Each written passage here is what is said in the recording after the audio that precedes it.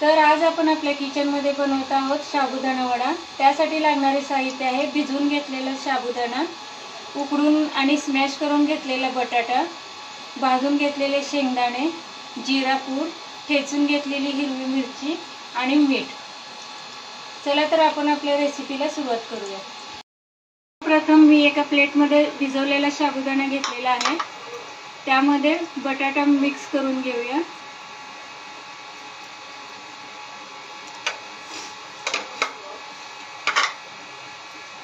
याच्यामध्ये चवीसाठी आपण जिरा पूड टाकत आहोत, भाजलेले शेंगदाणे, हिरवी मिरची आणि मीठ, हे सर्व आता आपण व्यवस्थित मिक्स करून घेणार आहोत।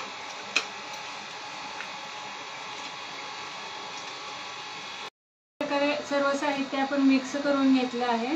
आता याचे आपण छोटे छोटे वडे तयार करूया।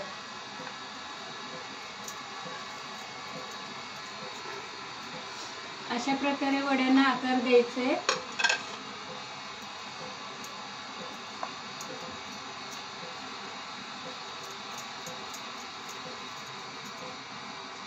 वड्यांना तुम्ही तुमच्या आवडीचा आकार देऊ शकता, गोल किंवा चपटा।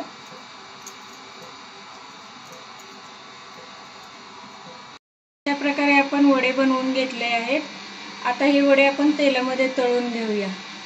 या ठिकाणी कढईमध्ये मी तेल गरम करण्यासाठी ठेवले आहे।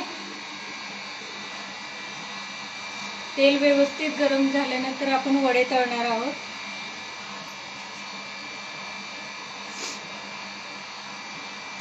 आपलं तेल गरम झालेलं आहे, वडे तळून घेऊया।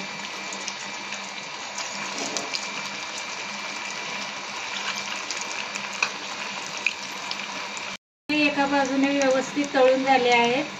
आता आपण हे वडे दुसऱ्या बाजूनेही व्यवस्थित तळून घेऊया।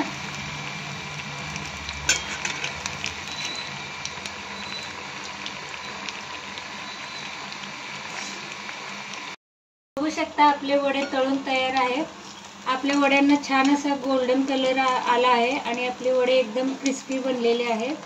ते आपण एका डिशमध्ये सर्व करूया। अशा प्रकारे आपले झटपट बनणारे क्रिस्पी असे साबुदाणा वडे तयार आहेत। तुम्ही हे वडे दही सोबत खाऊ शकता। तुम्हाला आवडत असेल तर या दह्यामध्ये किंचित अशी साखर मिक्स करून तुम्ही याच्यासोबत वडे खा, टेस्टी लागतील। तुम्हाला आमच्या चॅनलवरील व्हिडिओ आवडत असतील तर आमच्या चॅनलला लाईक करा, सबस्क्राईब करा। थँक्यू।